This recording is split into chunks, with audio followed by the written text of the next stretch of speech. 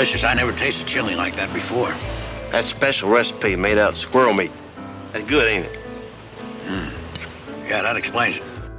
Welcome to episode 22 of the Columbo podcast, where this week we have been dining exclusively on squirrel meat.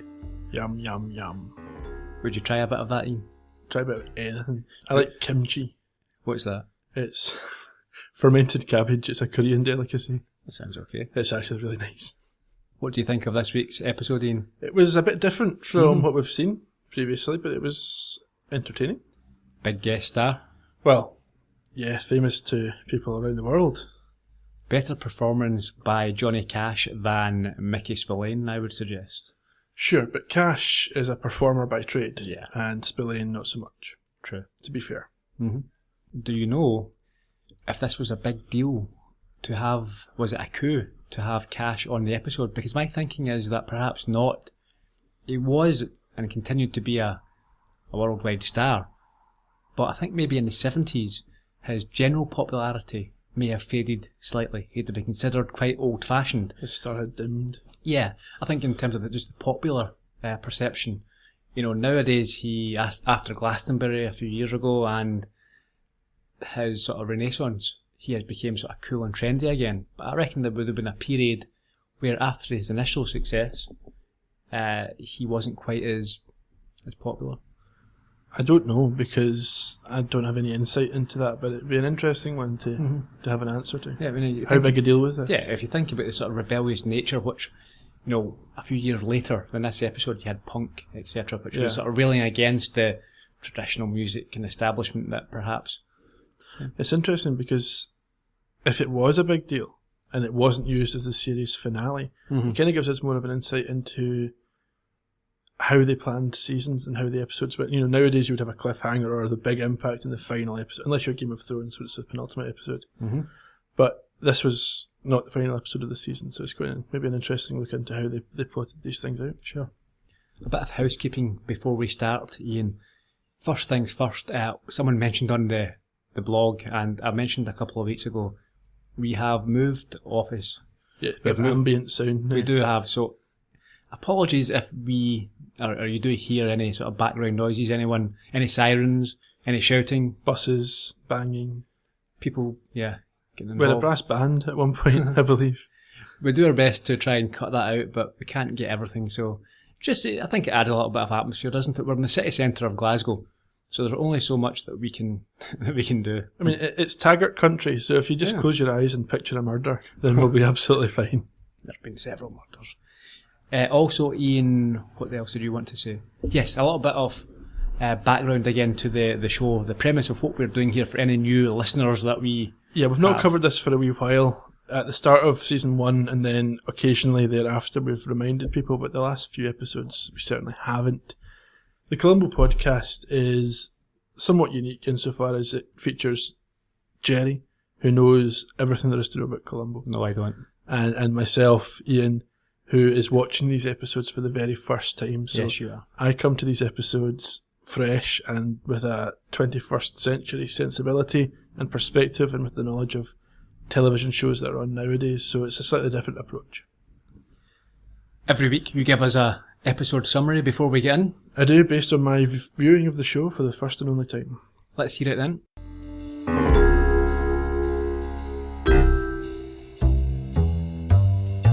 Swan Song sees popular folk singer Tommy Brown take a novel route to emancipation, plotting the deaths of his wife and young former lover in a dramatic plane crash, parachuting free at the last moment. With a dearth of evidence, the case looks to be drawing to a conclusion before a new piece of information sets Lieutenant Columbo on the right track. Brown, however, seems confident that his plan cannot come unravelled. The final question then, will he escape, or will Columbo see the light? Thanks for that, Ian. We start off at a stadium. Yes. A venue. Yes. And we see a sign for a Tommy Brown and the Lost Crusaders. And we see this Tommy arrive at the stadium for the show that evening. He's got some set-up work to do with his assistant, a fellow, I think, named Luke. Yes, he's giving him some instruction, and he's wearing, dressed all in black. Yes, he's got a signature style there. And then later that night, we see Tommy perform a tune we will come to recognise and hear over and over again, I Saw the Light, and he's playing this on stage. Yeah, I thought it was just interesting. There was a rapturous crowd show, and I wondered if that was cut from a Johnny Cash concert. It was, yeah. They interspersed real concert footage with this episode. I wonder if the rights to that were included in his fee for the performance. Quite possibly. They certainly got their money's worth. Yeah. So we see him, as you say, perform this on stage. He's a country gospel singer. Yes. And he has a lot of female backing singers in white robes. It's very, very religious themed. Yeah, they are the Lost Crusaders. We then see Tommy leave the stage and he goes backstage. Yeah, he's pursued by groupies. Yeah, a lot of adoring young girls wanting autographs and perhaps a little bit more. You say perhaps, she's shouting, "Kiss me, Tommy, kiss me." This is faintly ridiculous, isn't it? I mean, he's hardly sort of One Direction or the Rolling Stones. He's a slightly overweight, middle-aged country singer, and it's as if it's sort of Beatlemania. I know he's big and popular, but really would young girls be infatuated with that sort of guy? I wonder if it's because he's a religious singer, perhaps girls from families that wouldn't be allowed to go to rock concerts have been allowed to attend this gig. Okay. And they're maybe acting out because they've had this opportunity. Perhaps. We see an older woman. She looks on in disgust at... Yeah, sour-faced lady. Yeah. I think Tommy is on the verge of obliging with some of the requests until he sees this older lady. And because of this, he ignores the groupies and enters his dressing room. Yeah, she clears them all off. The crowd disperse and it leaves this woman, who we come to learn is Edna. Edna Brown. Tommy's wife. Yes. With Luke, who we mentioned earlier, and a backing singer. So they're out in the hallway. And Luke asks Edna what she has on Tommy, because she's able to make him behave to her liking. Yeah, she tells him that's not for him to know right now, but when the time is right, she'll let him know. We then see Tommy on the phone, and he receives a weather report indicating that he needs to leave within 30 minutes or conditions will be too dangerous to fly to LA. Yeah. We then go to the stadium office. It's some form of office where there's a manager for the venue trying to negotiate an extension to the concert run. It's obviously been a huge success, and yeah, he wants them to play more dates. He reckons they could sell out for a month. Impressive. She says they're booked up for the foreseeable future and are working on building a new tabernacle at a cost of $5 million. Yeah, Edna appears to be a religious fanatic, but, verging on cultist. Yes, you get that feeling, don't you, with all the followers and the clothing they wear, and the fact that one of the leaders seems to be taking advantage of some of the younger followers. It has the feeling of a cult. It definitely does, and you can understand why someone might find it difficult to extract themselves from such a situation. There's an accountant or finance chap in the office, and he tells her that she is due 30,000 of the 50,000 from that night's takings. She's clearly running the operation from Tommy's side, from the band's side. She's in charge. We get that impression. I guess she's the manager of the band, or the group. From there we move back to Tommy's dressing room. And there's some ominous music as we see Tommy pack a parachute into it's clearly a parachute. My notice, is that a parachute? Yeah. Yeah, he's sticking it in a briefcase. Yeah, and he dopes up a thermos. With, coffee and some pills. What turns out to be barbiturates. Yeah. Edna and the backing singer, who we learn is Marianne. Marianne, yeah. They arrive in, and Tommy says he wants to talk to Edna alone. But she insists that Marianne can stay as she has a lot to do with this conversation. Yeah, and I think Tommy's legitimately saying here, I want out, let me out. And she says no. Yeah, but what happens is Tommy says that they've got a good thing going. He doesn't want to bust things up, and she seems surprised as she certainly doesn't want to rock the financial or the business boat. Yeah. But Tommy says that she already has $1 million. And she needs this $5 million, but she can't get it without his help or assistance. Yeah, he's the singer. the star. But he wants half of the money. He says that he could take half of it and she can have the other half. But Edna wants all until the tabernacle is built. Yeah, there is no sense of compromise here at all. It appears he is essentially living an impoverished lifestyle despite being this big star. Yes, you used the word emancipation, and that's exactly that. He's nearly he's a financial slave, isn't he? Yeah. But not just a financial slave, because she's got something else. And Tommy says he's being pushed too far, and he doesn't enjoy any of the trappings of wealth that your average rock or music star would have. He doesn't have a flash car or house. Yeah, he feels like he's being used. Mm-hmm. We find that he's in this position because Edna helped him get parole from a prison that he was in. Do we find out why he was in prison? I'm not sure that it's made explicit. No. I think there's maybe a few sort of comments, but I didn't take a note of anything specific. They have an arrangement.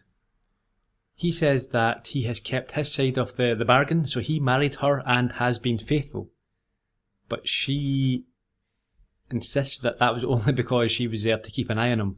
We have a clip of this dialogue. I kept my part of the deal, Edna. I married you, and I've been faithful to you.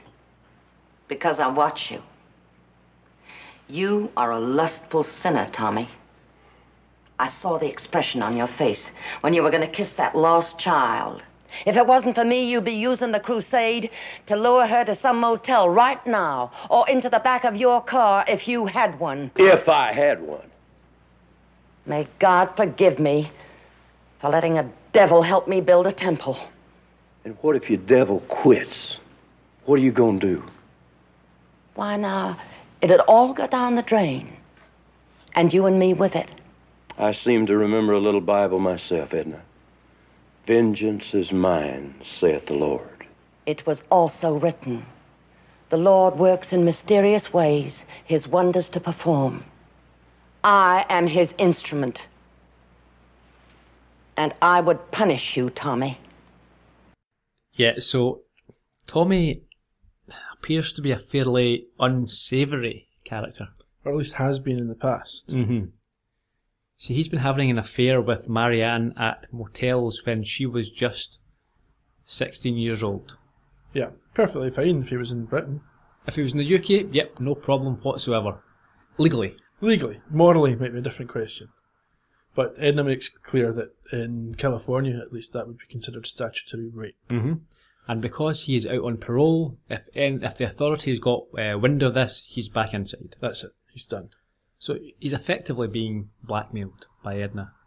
Oh, that's it. That's the bottom line. Mm-hmm. He's being blackmailed by this woman. And Marianne, we don't discover, it's not explicit if Marianne was initially with Tommy because she wanted to be, or if she was always part of some sort of plot of Edna's. I suspect the former.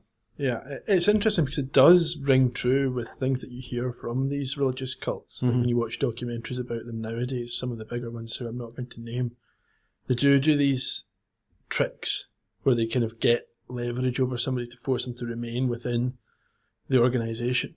Sure. And it appears to be precisely what's going on here. Edna's, the cult leader, or at least the recruiter that's mm-hmm. responsible for Tommy, and he is compelled to remain within the organisation at threat to his liberty. Yeah, I mean, we see that Marianne is happy to side with Edna in this case. She's not very vocal, but yes, that's clearly the position that she's taken. Whether she also is subject to this sort of leverage, it's not clear. While we're at this scene, we will quickly go over two of the main stars here. Okay. I'm not going to get into much detail at all about Johnny Cash. I don't think anyone needs to hear it from myself. So Johnny Cash, country and rock legend, died in 2003, age 71, the man in black. Ian, do you want to add anything to that? No, he was obviously subject of a hugely successful and popular film with Joaquin Phoenix and Reese Witherspoon, Mm-hmm. Walk the Line. Yeah. And he has a number of iconic tracks which people will remember him for. Ring of Fire. That's the one that I was thinking of. Ida Lupina played Edna Brown. We've met her before. We have. We've discussed her before. She played Doris Buckner in Short Fuse.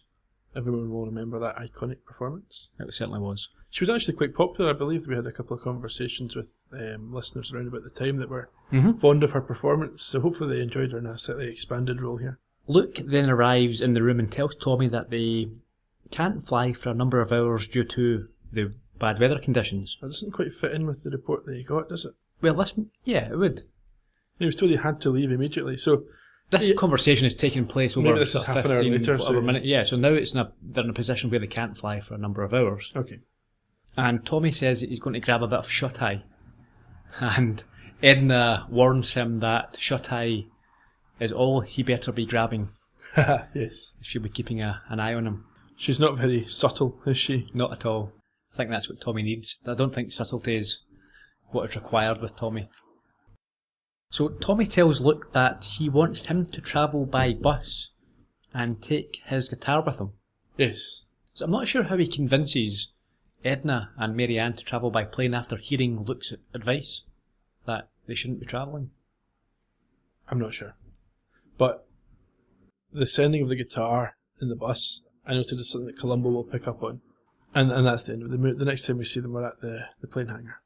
Yeah, so we go to this airport hangar and Tommy, Edna and Mary Ann arrive, greeted by a very enthusiastic mechanic who appears to be a big fan of Tommy's work. He's hugely excited, and Tommy's very kind to him, but Edna's cruel, and you can see that that's just who she is. I think, it's a nice economic way of showing the personalities and the characteristics of these people. And I think, regardless of how you feel about murder, whether you're in favour of it or opposed to it, you can understand why he might feel like he's in a situation he can't escape from, and it's a negative drain on him. Yeah, certainly there's I don't want to hesitate to use the word empathy, but you can understand his position and why he might want to end it. Yeah, why he might feel desperate, I would say. So they enter this small plane and take off. Tommy has himself packed his briefcase, which we find out is a navigation kit. Yeah, he's the pilot. We didn't know that until really this moment. And we see Tommy flying in some bad conditions. And he turns off the heat, and this causes Mary Ann and Edna to desire some hot beverage. Yes, and he's got the coffee that he drugged earlier. We discussed that in the thermos, so they are offered that and they drink that. They drink that and they both fall asleep. Tommy then puts on the parachute, throws the thermos from the plane before jumping out himself. Yep. So this is one of the most extravagant murder plots I think we've seen in Columbo, isn't it? It's certainly one of the riskiest. Chancy. It's a bit bizarre. I mean, we understand we're going to learn he's a parachute expert, so he would understand how the parachute would work. But it confused me because for him to have the plane in such a steep dive that he would be landing close to it, it must then surely be too late to parachute. And also, you do not want to be following down. Even if you could land within a few dozen feet of a plane, you don't want to be landing near a plane crash. No. There's lots of bits flying fire off and all sorts of stuff going there, so you want to be... Yeah, I thought this was quite incredulous, to be honest. Yeah, it's hard to understand how that would work. How you would eject yourself from the plane and still land in proximity to the crash, but not too close. Yeah, it's an odd one. But anyway, that's what happens. We'll let it slide. Yeah. So we now go to this woodland, and we see the plane crash with an explosion, and Tommy lands a little further away, injuring his leg. Yeah, and he immediately spots a car approaching, so obviously someone has seen the accident far sooner than he might have hoped. And he panics, and he frantically tries to hide his parachute in a fallen tree. A hollowed out log, yep, and he successfully conceals it there and puts leaves around the log, and it seems to be secure. Yeah. He then throws himself down a hill to arrive at the crash site just before the car and the passengers get there to discover him. Yeah. So 2 questions for this. Sure. Okay. How does he think he can survive this crash, or he's going to pretend to have survived this crash? It seems... Well, the idea is that he's been thrown clear of the plane. How would you be thrown clear? Like, what would cause you? You're in the air.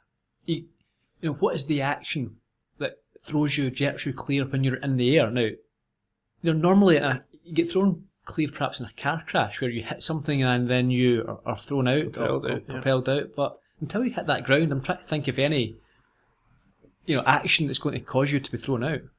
I don't know. I'm not an expert in the physics of plane crashes, unfortunately. No? Okay. But he makes it in time anyway. He gets close enough. He's not right there, but yeah. And the cops are obviously called. And we arrive at the crash site the next morning's flight now. It's now the sort of crime scene. Yeah, I mean, even by the time he got to the site of the crash, the plane was completely burnt out, so there's no chance of survivors. No. Columbo drives up, we see him in his car, to some fantastic harmonica playing. And then we get the trope of him not being recognised by a uniformed cop. It's done every time, but it's still funny. Yep. We see an aviation expert. Mr. Pangborn. An odd name, isn't it? I liked it. Yeah. And my autocorrect knew it, so it must be a famous name. Snap. He's being interviewed for TV, and he states that the pilot in the hospital, i.e. Tommy Brown, said that there was a total electrical failure. Sure, and he gets to his butt when he's interrupted because Another the camera... trope, yes, of Columbo bumbling around and disrupting what's going on. That's it. Pangborn thinks that Columbo is a curiosity seeker. Yeah. He's just kind of sniffing around the site, so he goes to get rid of him. And Columbo says that he's just trying to keep a low profile at the moment until the facts have been established. He has none at the moment other than what he's seen on the TV reports. And the call from the relative. Yes, but we have another trope, because he says that his wife knows all of Tommy's albums. Yeah, we've heard this before, because she was a big fan of a couple of his previous killers. Yes, the chef, Dexter Paris. Either Etude in Black, Yes, or... Etude in Black, yeah. Yeah, or possibly the Requiem. Yes. One or other. Well, he was a bigger fan of Requiem, I think. Yeah, I think it was maybe Columbo, but I think in Etude, the wife was a fan. Mm-hmm. And Columbo, he states that he can't believe that someone managed to get out of this crash alive.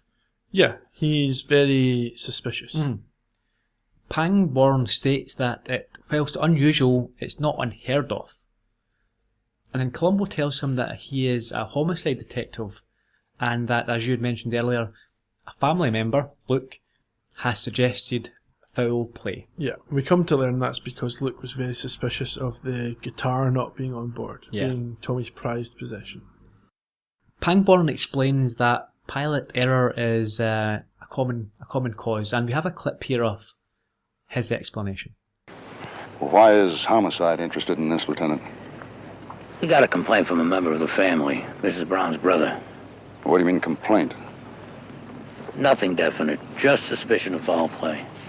But I heard what you just said over there. It was electrical system failure. That's what the pilot said. And that's what you fellows will probably call the probable cause. Contributing. Yeah, I'd say unofficially, though. It'll still probably be that old reliable standby pilot error. Almost always is. You see, Brown was not instrument rated, and he flew into minimal weather, and he lost his orientation. Got the ship into a stall configuration and just spun in. But that's always been, still is, as a matter of fact, the number one causative factor in private flying accidents of this type, sometimes augmented by a blood alcohol count. Mr. Pangborn? Pangborn then returns to the television set to complete his interview while Columbo sniffs around behind him. And he notices something about the seatbelts. He does.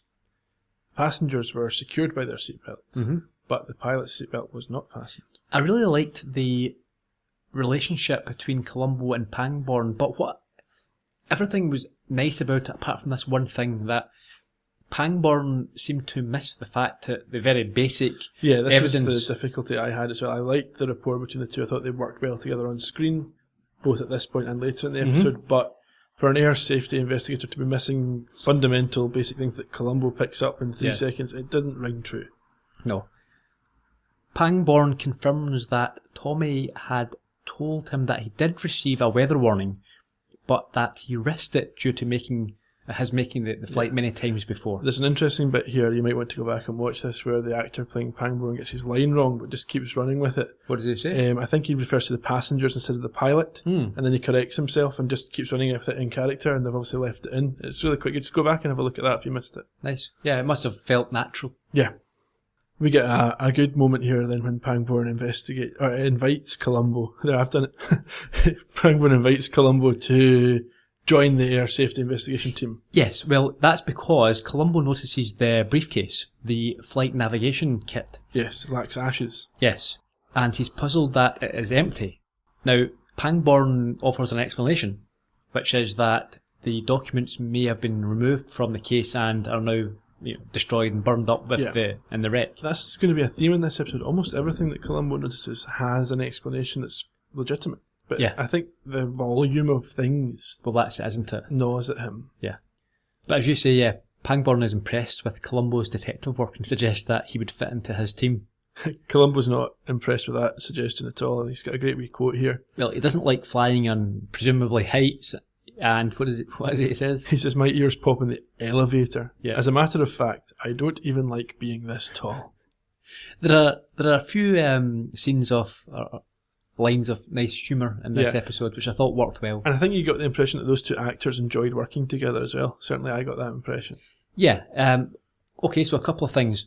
Pangborn was played by a John Denner. He died in 1992, aged 76. This is his first of 2 Columbo episodes, the second one being Last Salute to the Commodore, which is a fairly controversial episode. Okay. He began his career as an animator for Disney. That's an interesting one. He was in The Colbys, Bare Essence, Young Maverick, Rockford, 48 episodes of The Doris Day Show. He was in Ironside, Mission Impossible, Gunsmoke, Rawhide with Clint Eastwood, Bonanza, and he was also in a show called Enos. Okay. Now, did you ever watch The Dukes of Hazzard? I know of them, I never watched it. Enos was a spin-off. It was a character in The Dukes of Hazzard. It only lasted 1 season, I think. It wasn't a success. Okay. But we have another Dukes of Hazzard reference in here, which we'll get to later in the episode. Okay. This episode was directed by Nicholas Colsanato. That's now, a familiar name. It is. He also directed Etude in Black. Or did he? Or did he? He was involved. He was credited in Etude in Black. We'll not get into that controversy again because we got into a bit of a fangle the last time. But he died in 1985, aged 61. And he was in Raging Bull, Kojak, I Spy, Toma, mentioned that before, Mission Impossible. However, he is most widely known for playing Coach in Cheers, for which he had 4 Emmy nominations and 1 win. There you go. Decorated. Very decorated, very famous, well loved. A friend of Falk? I'm not sure if he was a friend outside of this. Okay. But, yeah, so they have worked together before, the director and Peter Falk, so I'm sure it was a fairly relaxed set and they had a good time, and that's why Maybe that... being reflected there, Yeah. They move on to one of my favourite scenes. Yeah. In this episode, where another familiar face appears as Undertaker, I guess? An undertaker, a funeral director. Something of that nature. And he welcomes Yes, Columbo to what I presume is the church. Yes, or a parlour anyway, maybe something that does both. It's a funeral parlour and it provides a service. So it certainly appears to be where the funeral service has been taking place for Edna. And Columbo shows up. He's going to speak to Luke. He wants to speak to Luke at the funeral, which seems highly inappropriate. Yes. Luke's in paying his respects to his sister. Yeah. Yeah, so who does Columbo bump into? Grindel. Played by? I can't remember the fellow's name. Vito Scotti. That's the one. We've met him a few times. Yeah, he appeared in Any Old Port, and the following week he appeared as well. He appeared as the tailor. Yes. So a friend of Peter Falk's, and this is a longer episode again, and I think this scene didn't drive the plot, but I liked it. It was funny. Explain what happens. Essentially, they have a 5-minute conversation where Grindel is trying to sell Columbo a funeral plan. Yeah. It goes back and forward a little bit. Columbo's trying to get away from him, trying to make an inappropriate approach to Luke at this funeral. And he finishes the conversation by saying, "My wife does all the shopping in the family. She'd be very upset if I bought anything, without talking to her first." It was great. Columbo obviously didn't want to sort of contemplate his mortality. Yeah. But I have to agree that Grindel... His line was good. Police mortality rates are high. Yes, everyone should be thinking about it anyway, but especially if you're a cop. Maybe not Columbo's type of cop, but yeah, he had a point. Absolutely. It's fairly careless to not consider it and leave it burden your loved ones. Yes, that's financially unreasonable. especially. It is unreasonable. Yeah. So Columbo really should be If he's not Yeah. thought about it already, he should be. And Columbo, having said that he would need to speak to his wife first, is then invited to speak to his wife, and he says, no, I won't be talking to her about this. Luke appears to save Columbo from this conversation, and he confirms with Columbo that Tommy carried his navigation kit from the car to the plane himself. Yeah. And he's convinced that Tommy killed Well, no, not his from the sister. car to the plane, from the dressing room to the car, because Luke wasn't there. Yes. I don't think. Yeah, you're right. And he's convinced that Tommy killed his sister. Yeah. That He sh- doesn't seem concerned that he's been approached at the funeral. I think he's quite happy to speak to Columbo Well, here. he's desperate. He wants to do everything he can. The way Columbo's speaking, I don't think he's convinced that he's got a murder case here at all. No. He really is convinced that, that he is guilty, and that he knows this because she had something on him. Yes. So it's not just the guitar case. It's the fact that he does know that she was controlling him somehow. Yeah. Columbo agrees reluctantly to question Tommy as a formality. And Luke insists that it's on that day. Yeah, the day of the funeral. Columbo says, no, that's inappropriate. So why it's okay to speak to Luke? I suppose because Luke approached him. Yeah, Luke wants to speak to him. Yeah. But you really shouldn't be hovering around bereaved. That's true. It doesn't seem that Brown's been at this funeral right now. No, well, we certainly discover his actions are inappropriate. They're at certainly best. inconsistent with the grieving widower. Yeah, okay, so what happens is Luke insists on going with Columbo. He forces himself upon Columbo in his car. Yeah. And he's going to go to Tommy's rented He's accommodation. just rented this new lavish accommodation now that he's got control of his own money. Yeah, so we go to this home, and Luke is enraged. There's music and there's a party atmosphere, and I can understand that.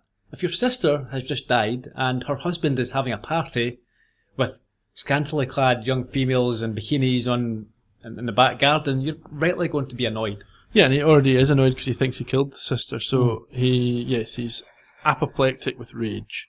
And Columbo has to be quite firm with Luke. He said, before they begin, he says, listen, I'll do this, but, you need to keep your temper in check. And Luke promises that he will. So they go in and they try some of the food. Yeah, at the top of the show, we got that clip. So I'm not sure what type of party has chili outside. It's not really sort of barbecue garden food, is it? You'd have thought. I've never. I don't know. had But I that. suppose there's a large Mexican contingent in California. It's really close to Mexico, so perhaps Mexican food's just standard fare. Tommy doesn't appear to be particularly Mexican, does he? No, but I mean, of the region, it could just be that standard. Luke doesn't hold up to his end of the bargain, and he immediately accuses Tommy of murder and punches him. That's it. Well, before he punches him, Tommy fires him. No, Or is it straight after? straight after. Well, Tommy part of the incident, anyway, yeah. Tommy fires him. punches him, he fires him, and then he gets him thrown out of the party. That's it. Luke was played by Bill McKinney. He died in 2011, aged 80. He was a character actor, but he had a fair amount of high-profile roles. He was in First Blood, Rambo, The Green Mile, Deliverance, The Outlaw Josie Wales, and Alias Smith and Jones. I think he generally played a baddie. Okay. Anyway, we're in the party here, and Columbo IDs himself to Tommy, and they go inside to talk. Columbo apologises for bringing Luke with him and having that scene happen. Yes. He explains that he is homicide, but this is just routine. After a complaint has been made by a member of the family, he has to follow it up. Yeah, and we know from the previous scene that Columbo doesn't really think there's a murder here. No. And Tommy acknowledges that he and Edna quarrelled quite a lot, and that his personal life is an open book. Columbo asks him why the seatbelt that on the plane, his seatbelt, was unfastened.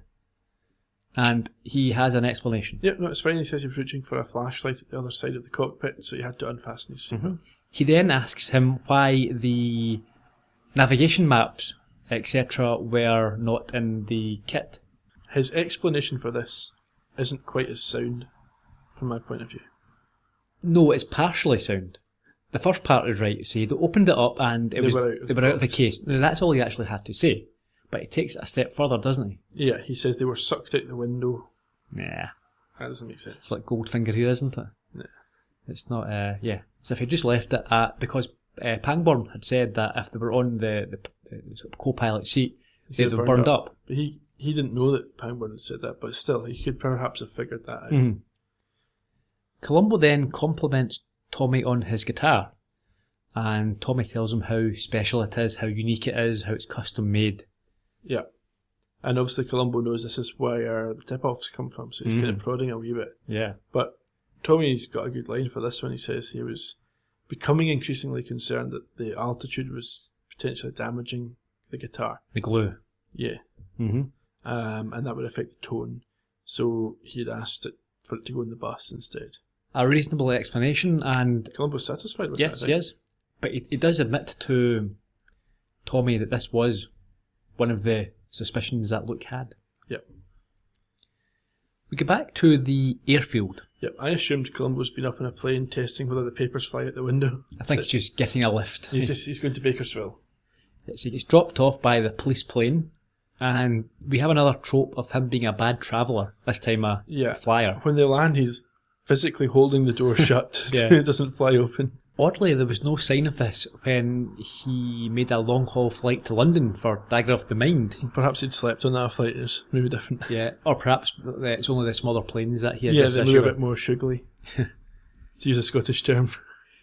He speaks to the mechanic Jeff, who tells him that Tommy personally put the navigation kit on the plane, along with a thermos of coffee. Yep, Jeff's got a very precise memory of what happened. Too precise. Yeah, well, you may say. I would never suggest that. But yes, Jeff remembers exactly what was carried on by who. And that they were placed on the co-pilot seat. Yes. We head back to Tommy's house. Well, we should take note that thermos is a big deal. Yes, it is a big deal. Because it wasn't in the wreckage. No. We know that because we saw Tommy throw it out the window. Mm-hmm. So yeah, we do return to Tommy Brown's house, and he's giving a piano lesson, perfectly innocent piano lesson to a girl called Tina. Yes, it's not innocent at all, really, is it? He's been quite creepy with this young girl. He's been very overbearing and forceful, and it's not even... I mean, he had those women throwing themselves at him previously. This is a very different situation. She is obviously quite uneasy with his advances. Yeah. Especially so soon after Edna's death. She comes up with an excuse to kind of not get involved with anything, and he's like, oh no, don't worry about that. Yeah, it's what she'd all wanted. It's unfortunate. Yeah. Young Tina is saved by the bell. Columbo arrives at the door. It could perhaps be this scene to stop us being too sympathetic to the killer, because up to this point, other than the fact that he took an extreme method, he killed two people in a plane crash, you could sympathise with his motivations. You could understand why he would feel trapped and feel like he had no other option. Yeah, definitely. But this is different. This is different. And you have to view this differently. What I would say is it's a very brave decision for someone like Johnny Cash to make, accept this role. It's all very well, as you say, being a murderer. But the fact he's playing someone so closely related to him in real life, being a sex offender, is not something that a lot of people would want to associate with himself, a non-actor. He must have been very confident in his own personal reputation that this wouldn't be something that folk would suddenly start nudging and pointing and winking. Sure. So Columbo shows up to break the sexual tension. Columbo confirms that he hasn't closed the case yet, as his bosses are insisting on all these little loose ends. That's a lie. Of course it's a lie, yeah. Columbo's a liar. He's a big liar. He has more questions because he's new facts he wants to investigate. Yes. Such as the thermos. What was in the thermos? And Tommy tells him that, he tells Tommy that they can't find this thermos. So Tommy says it was coffee, no sign of it anyway. Tommy's thinking on his feet because obviously no one's mentioned the thermos to him yet, so he's maybe thought nobody knew it was there. And now he's having to react. And he is trying to help Columbo help his himself and his bosses by providing an answer. And he suggests that Columbo might want to say that it was thrown clear in the crash, just like he was. Sure, but he does present this clearly like he doesn't know, but here's something you might say. Mm-hmm. He doesn't try to say, here's what happened. Columbo accepts that gratefully, that explanation, and he's about to leave and does one more thing. Yeah. He wants to know where Tommy learned to fly.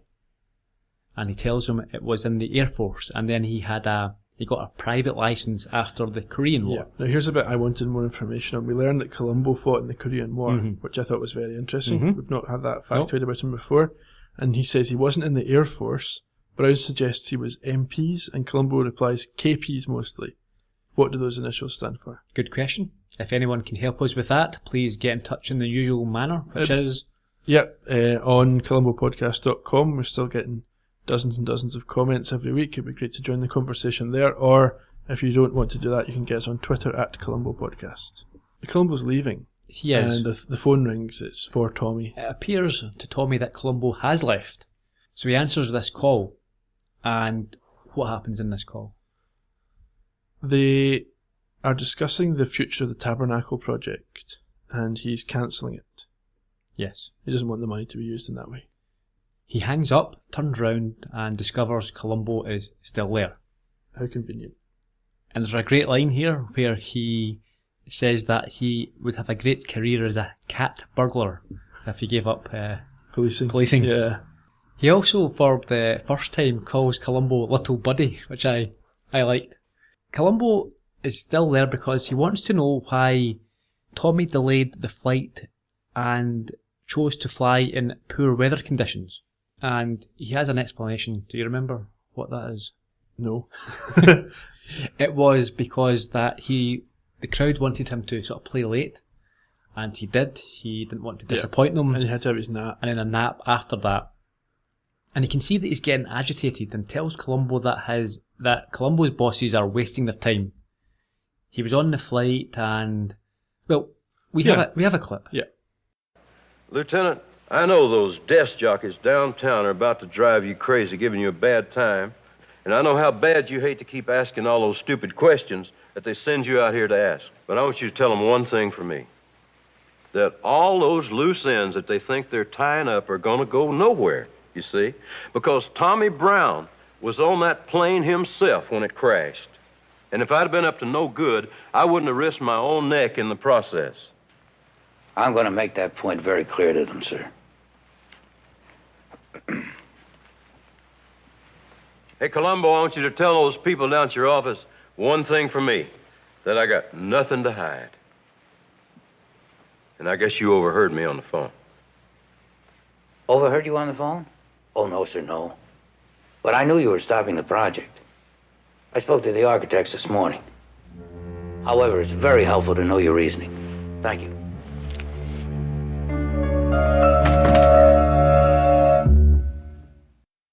Yeah, there's a little bit of concern here because you've had this sparring, but Brown hasn't recognised that he's a suspect. Until this point. Perhaps. I think he's now getting a little bit worried. Yeah, so it's a slightly different balance than what we usually have. You usually have someone trying to hide things, whereas he is more, he believes he's free and clear here. He's just having a genuine conversation with Columbo, taking Columbo at face value.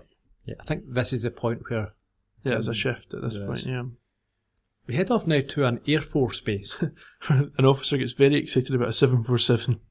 Yeah, So Columbo's speaking to a very senior, I think it's a colonel, and he's trying to get information about Tommy, who was a previous student. This scene I didn't like. No, it was padded, and it was comedy padded as well.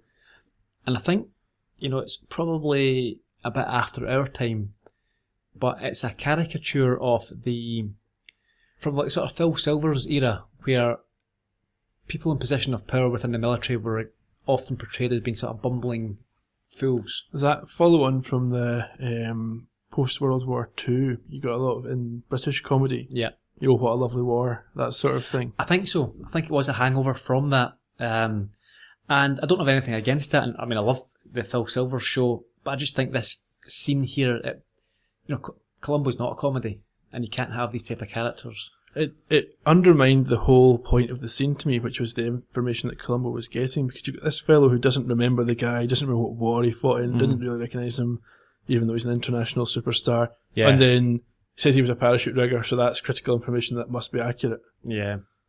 Well, that's the thing. What we discover is that Tommy was in the parachute regiment, and Columbo asks for the sort of rough dimensions of a parachute, what size it should be. Compared to a banner that's in there. Yeah, that was just... It was a messy scene. Yeah. I didn't like it. No. It ended with Columbo ordering the exhumation and autopsy to be carried out on both of the women. So now we know Columbo certainly is suspicious. It's not just a yes, he now thinks there's something to look at, yeah. From there, we head to a recording studio. Yep, there's no recording going on. They're listening to music. Yeah, Tommy and the band are listening to a a recording of a concert from the previous night as Columbo enters. And at this point, I have to say that I saw the light is really starting to... Great, yeah. As you mentioned at the start, just be quiet, they have obviously got the rights for this song and they're getting their money's worth. I despise it, I hate it. Yeah, it was fine the first of all. It wasn't that good to start with, but it gets worse. It's too preachy for my liking anyway. Bit repetitive. Very repetitive and very culty. It's not very clever either. No, it's not. It's actually a Hank Williams song released in 1948 and regarded now as a sort of gospel standard. Right. I think Johnny Cash did sing it himself. There you go. But yeah, this saw him sing it. Yeah, this episode really... They could have done with a better tune. Yeah. But I suppose it fits with the cult theme. Mm-hmm. And Tommy is with, I think, like a studio manager, record label Producer guy. of some kind, yeah. And he asks why an autopsy was ordered. Yeah, he's obviously aware of this, so when Columbo arrives, it's not a surprise to him that there's been these exhumations and the autopsies carried out. Columbo says it's not that unusual in these sort of circumstances and that barbiturates were found in both victims and that their religion would suggest that they should have been prohibited. Yeah, I'm not sure which religion he's alluding to here, but again, we think this is a very narrow cult-like order, so perhaps that's reasonable. But Tommy says that they were for air sickness purposes. Apparently these sleeping tablets can also counteract air sickness. Yeah, whether that overrides the religious objection, I don't know. And Columbo, he seems to accept that. He says that him and his wife were at the concert the previous night and they request a copy of the recording, which an advance copy, yeah. Just quickly on that, I mentioned the Dukes of Hazzard earlier. Okay. The manager was played by Sorrel Book. He was Boss Hogg in the Dukes of Hazzard. Oh, okay. And he crops back up in Columbo in a season or so's time, playing a victim in one of the best Columbo episodes. There you go. Interestingly, or not interesting, depending on your perspective, Boss Hogg is the nickname of the New York Jets defensive lineman Sheldon Richardson. Why he's like a unstoppable force in the defensive line. Okay. I don't know Dukes of Hazzard, so I don't know if that works for the reference. Maybe not. Boss Hogg was a sort of dumpy, overweight wee guy. Well, he's a big guy. Yeah, but this guy wasn't big. This guy was fat and out of shape. Yeah, well, that's probably a play on that. Yeah, I think it's just the name, but isn't it Boss Hogg's? Yeah. From the recording studio, we then go to the Lost Souls Crusaders temporary headquarters. Okay. And this is another sort of comedic scene we have here, which, I don't know, was okay. Did you enjoy it? There was one line that I liked when the woman working in the materials store essentially asked Columbo if he was from the Vice Squad because she doesn't remember having any fun. Yeah, that was a nice line. But he's looking at the material. Yeah. And this is the material that's being used to fashion these white gowns that the Crusaders wear. He talks about what type of material it is, and she's not very happy with it. It's not her favourite material. No. Columbo is interested in the dimensions of the fabric, and he discovers that there is fabric missing from the store, which is slightly less than the size the Colonel said that the parachutes are made from. Yeah, he's a bit disappointed with this because he was expecting a parachute-sized piece of material, but it's not. It's too small. And the seamstress assumes that she has forgotten to reorder, and Columbo doesn't do anything to let her know that. No, he's not telling her about that. No, quite happy to let her think she's losing her. He perhaps doesn't want to share the details of his investigation with every member of the public. Just some of them sometimes. So we head from there to a parachute club. There's a familiar face there. Yes, it's Pangborn. Yes, he happens to have dropped in. Yeah. Presumably at Columbo's invitation. Yeah, I think so. I really do like this relationship between both. I think that we could have had more of it. I think it would have been nice to see Pangborn play the unofficial sidekick in this episode and be in more of the episode. It would have been good if they'd started off by giving him a bit more credit for the skills that he must have had to reach his position. And they watch a man, a parachutist, pack a parachute, the dimensions of the missing material into the navigation kit. And it fits. And he explains that as it is smaller than a normal parachute, the person the jumper, would come down approximately 20% faster and would likely, that seemed a bit contrived, would likely break something like an arm or a leg, or perhaps a pelvis. I suppose they might have a history of impact injuries to go from parachutes. I mean, it might be similar to jumping from too low a height. It might have a similar effect. It just is proportionate based on the physics. But he also mentions that a standard harness would not fit in the case. It would have to be a homemade one. A rigged up one, yeah, which would only help the risk of injury. Columbo explains to Pangborn about his theory, and well, we have a clip here of this exchange. Yes, this is an interesting moment. Anybody jumping in that would have a much faster rate of descent than normal. Guy shoots in a parachute like this, he goes down faster, right? At least 20% faster. Fatally faster? Not necessarily. The guy would probably break something, an arm, a leg, or a pelvis or something. Be awful risky. So is murder. Look, I know what you're getting at, but I don't see how you can ever prove that the guy actually jumped without finding the chute. Neither do I. You see?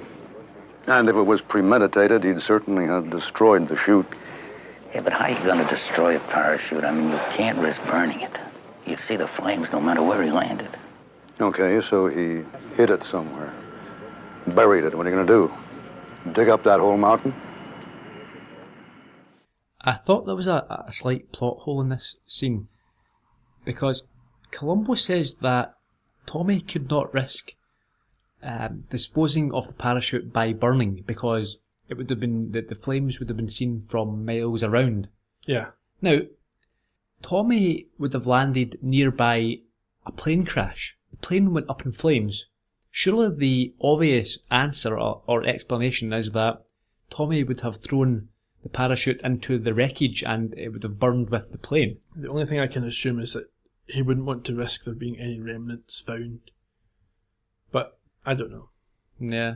Okay. It stands out for me that that's the most obvious place that he would get rid of a parachute. Yeah, he does seem to jump to the correct conclusion about where the parachute is without any reason to. Even what you said there, I mean, that might have been Tommy's thinking that he doesn't want any remnants, but that wasn't what Columbo said. Columbo said that the flames would have been the reason why we would not have done it, but there's going to be flames there anyway. There's a plane crash. We go back to Tommy's home. Well, actually, before we do that, we get a hint from Columbo about what he's going to try and do. Okay. He speaks to Pangborn about how hard it would be impossible to find this parachute because of the radius that they would have to cover. Mm-hmm. So Pangborn pushes him a little bit about what you're going to do, and he says he's going to find it, or he's going to get the only person who knows what it is to find it, the killer. Yes. Reminiscent of other episodes where they have enticed. Yeah, it's not often made so explicit. Sometimes it is, but very rarely. Tommy's house. Columbo has his recording device.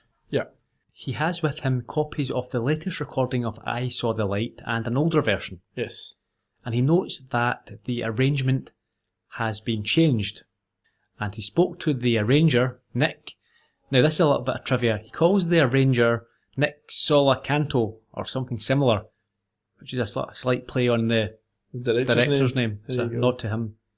But anyway, he says that the reason that the arrangement was changed was because Mary Ann and Tina sang in different keys, and that it would have taken a week to make this change. That didn't ring true to me at all. No, I don't think it takes a week.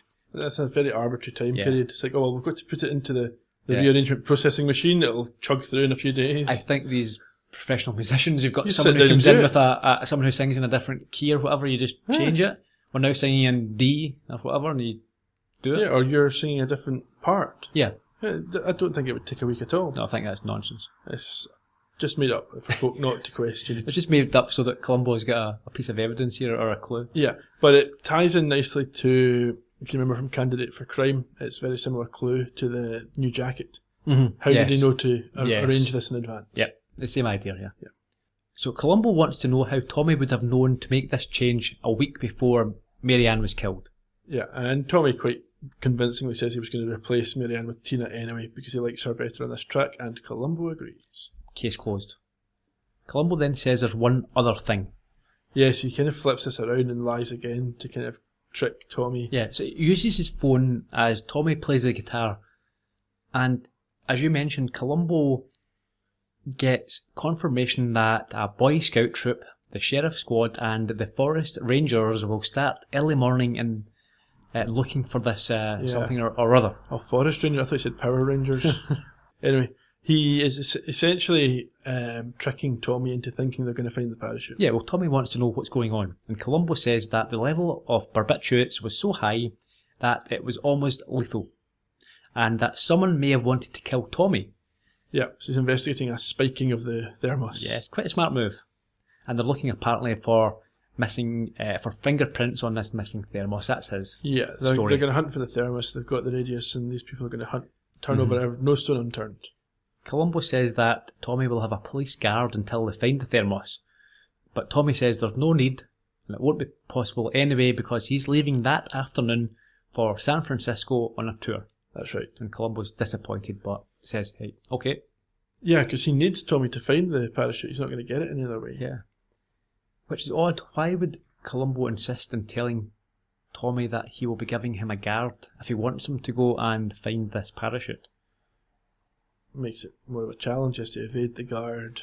Like, Hayward. Candidate for crime again, yep.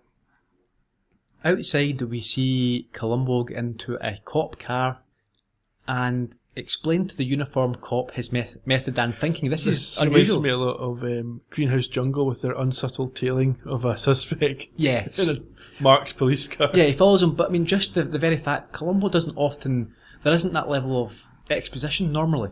No, we've seen it a couple of times though. We have seen him touch on this in Requiem. He did it a little bit. He went over what his process was and how he was thinking. But yeah, no, I agree.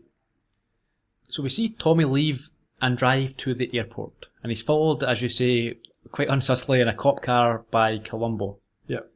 And he's annoyed that Tommy does indeed appear to be leaving for this flight. Yep, he runs into the terminal and tries to be covert. Yeah, but he's spotted straight away. He's a terrible tail, isn't he, Columbo? It's not his forte at all. That's it. Columbo tells him he was just checking to make sure he gets on the plane. It's for his own safety. He wasn't watching Tommy, he was watching for bad guys. And we see Tommy exit through the security gate, or machine, after placing his keys and coins on a tray. We all have to do that, don't we, Ian? Getting caught, beeping, things going off. Absolutely. And he again is followed by Columbo. Yep, Columbo goes through to departures. Flashes his ID, and that's apparently good enough. The next thing we see is Columbo leaving the terminal, and Brown has got on the plane. Yep, he confirms to this cop, yep, Tommy was on the plane and he seems disappointed. Yeah, and the cop says, you can't win them all, I'll need to call this in. It's like the Columbo failure line. Who's going to tell this up? Yeah, again, this is quite... It's been forced in here, this, isn't it? You know, why would the cop have to call it in from a phone box? Immediately, yeah. And he's got a radio in his car. Yeah. So this is just a purely plot contrivance. It's adding an extra minute to the episode. It's like, you know, when we talk about the verdict at the end of the but it needs, podcast. it's because the clue is the keys, isn't it? Yeah, very good, yeah. Columbo's got the clue, so Columbo knows it's not all over at this point. Yeah, he sees this is Eureka moment. Yes. He sees the cop's keys and that flicks a switch in his brain and he realises the keys are the vital clue here. We next go to the mountains where it's revealed to us that Brown either didn't leave or is back. Yeah.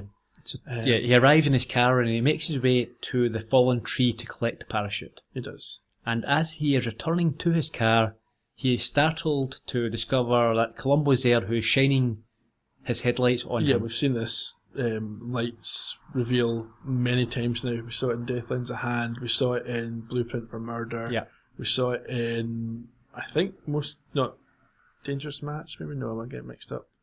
There's at least another one.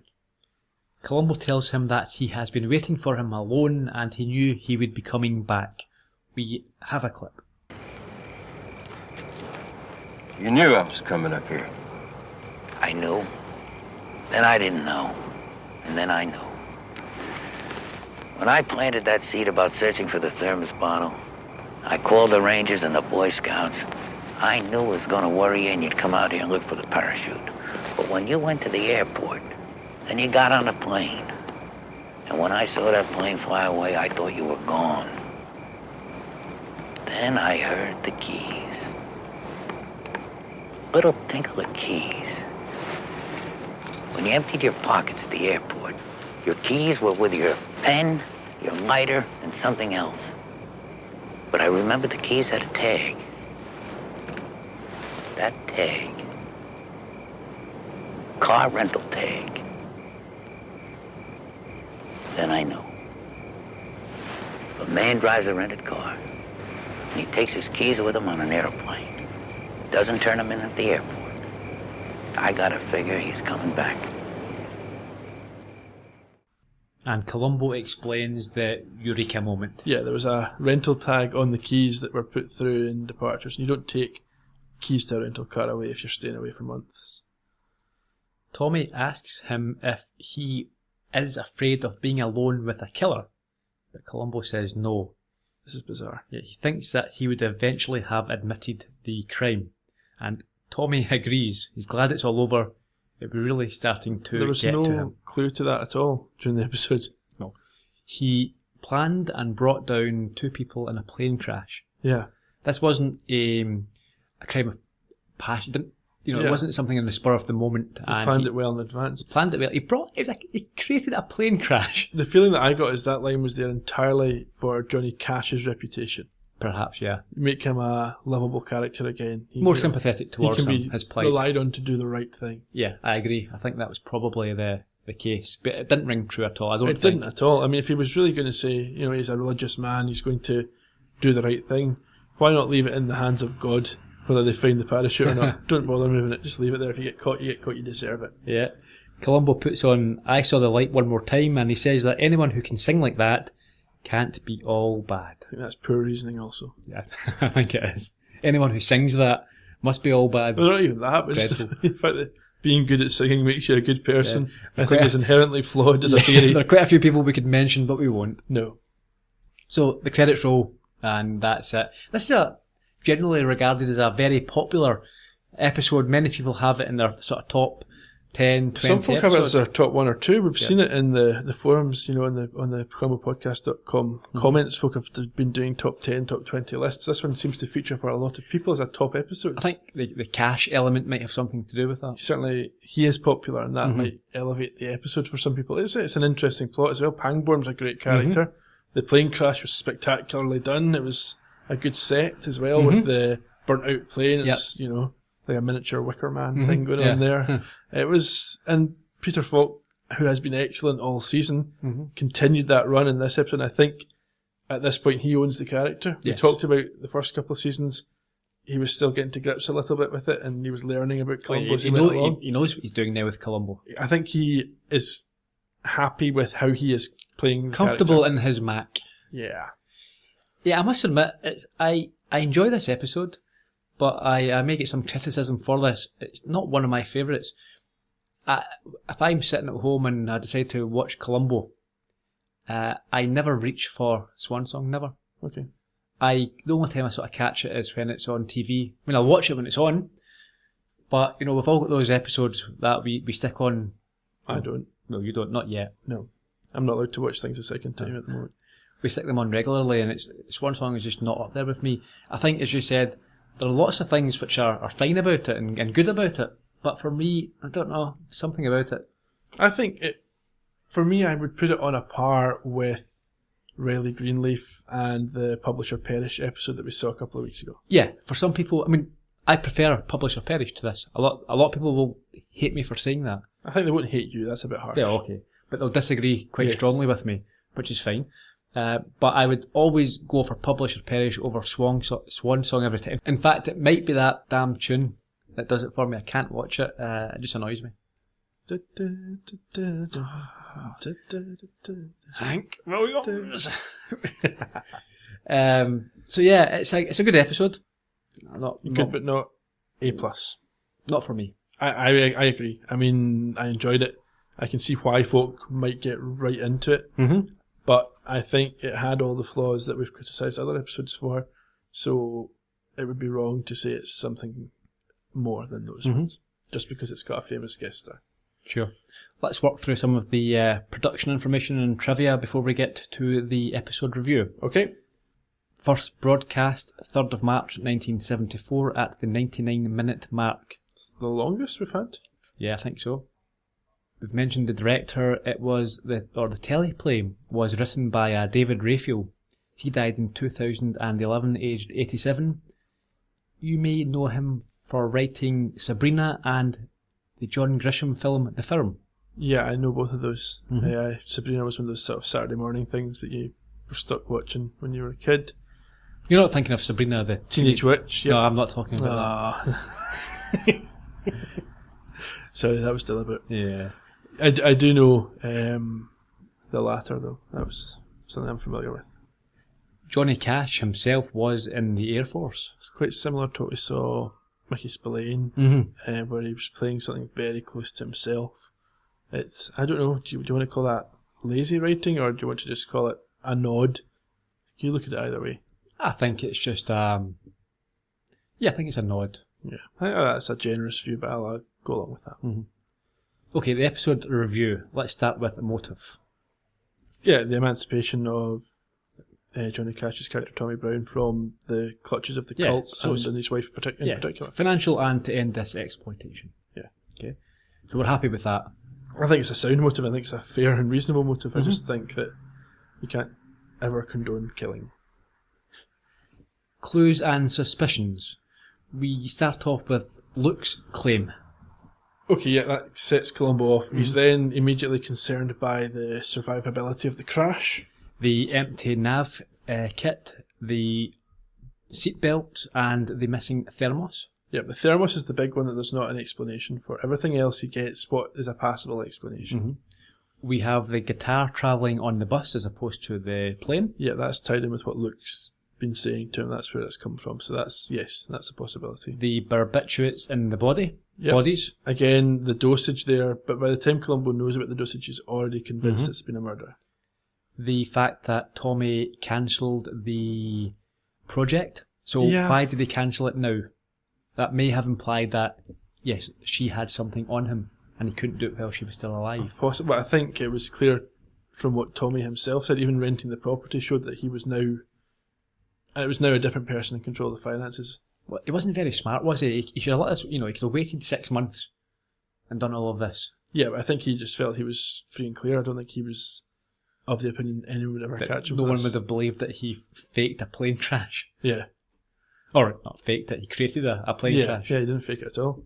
And we have the parachute experience and the missing material. Sure, I mean, like I said, I was unhappy with how that was revealed to Columbo, but yes, certainly that was a clue. And in fact, it was a critical moment. And then obviously the killer clue was the car keys with the rental tag. Yes. So all in all, I think the clues, a lot of them on their own are not strong enough and had explanations, but I think... Yeah, the volume of them. Yeah. And then the gotcha. He was caught in the act with the parachute and then admitted it. Yeah, and I think, yes, it's a clear got you there, red-handed moment. There's nothing else that could be done. Columbo's game, if you have it, of inciting him to go and do that paid off. Sure. Although how Columbo knew where he would go to do it. Yeah, that's a bit... It's a big circular radius. It's not like it had to be on that road. Yeah. Maybe if he was perched, I think he said he was perched up on the hillside, maybe he saw the lights of the car. Awfully high up, wouldn't he? Yeah. I think a little bit of... artistic license. Mm-hmm. So that's us. Yeah, are we happy with the conclusion? I think we are. I'm really looking forward to next week. Final episode of season 3. We've come through 3 whole seasons. A fantastic episode, one of my favourites. Okay. So before we go, I think we should say thank you to everyone. We should maybe tell the title of next week's episode. Oh yeah. A Friend Indeed. Friend in Need? Deed. Okay. It's a well-known phrase. Oh yeah. This will be interesting.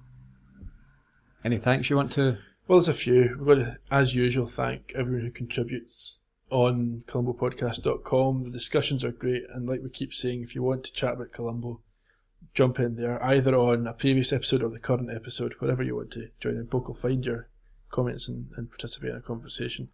We really appreciate everyone who takes the time out of their day to jump on and add comments, to get involved in conversations. It's great.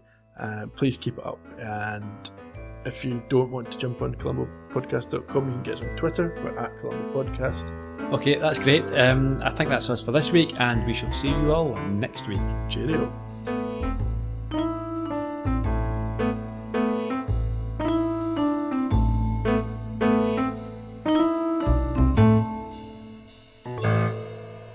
You have been listening to the Columbo podcast from Heard Yet Media.